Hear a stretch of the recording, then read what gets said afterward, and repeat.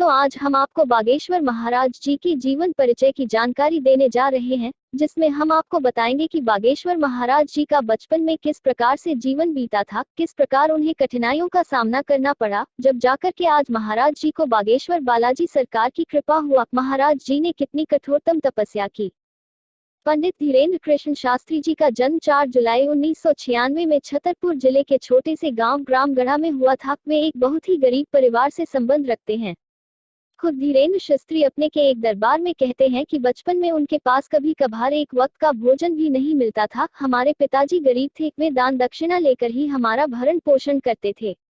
एक दिन हमने उनसे कहा कि हम भी पढ़ना लिखना चाहते हैं, वृंदावन में जाकर कर्मकांड पढ़ना चाहते हैं। उनके पिताजी के पास उस वक्त 1000 रुपए नहीं थे। उन्होंने गांव में कई लोगों से उधार रुपए मांगे कि मेरे बेटा पढ़ना चाहता है, लेकिन किसी ने उधार नहीं दिया, क्योंकि सभी जानते थे कि यह चुका नहीं पाएगा। हम तब वृंदावन नहीं जा पाए। धीरेन्द्र जी के पिता का नाम राम करपाल गर्ग और मां का नाम सरोज गर्ग बताया जाता है।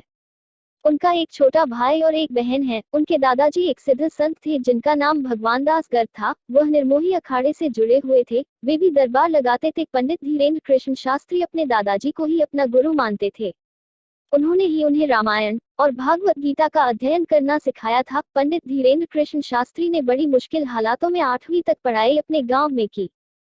इसके बाद की पढ़ाई के लिए वे 5 किलोमीटर पैदल चलकर गंज में जाते थे। वहां से उन्होंने 12वीं तक की पढ़ाई की और फिर बाद में बीए प्राइवेट किया। लेकिन बाद में हनुमान जी और उनके स्वर्गीय दादाजी की ऐसी कृपा हुई कि उन्हें दिव्य अनुभूति का एहसास होने लगा और वे भी लोगों के दुखों को दूर करने के लिए दादाजी की तरह दिव्य दरबार लगाने लगे।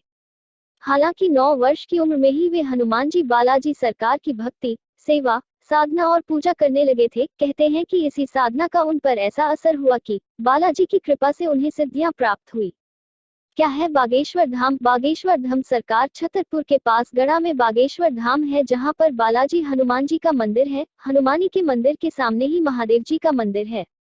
मंदिर के पास ही उनके दादाजी का समाधि स्थल और उनके गुरुजी का समाधि स्थल है। यहाँ पर मंगलवार को अर्जी लगती है। अर्जी लगाने के लिए लोग लाल कपड़े में नारियल बांधकर अपनी मनोकामना बोलकर उस नारियल को यहाँ एक स्थान पर बांध देते हैं और मंदिर की राम नाम जाप करते हुए 21 परिक्रमा लगाते हैं। यहाँ पर लाखों की संख्या में नारियल बंधे हुए मिल जाएंगे। मंदिर के पास ही गुरुजी का दरबार लगता है, जहाँ पर लाखों की संख्या में लोग आते हैं। वेब दुनिया पर पढ़े। समाचार, बॉलीवुड, ज्योतिष, लाइफस्टाइल।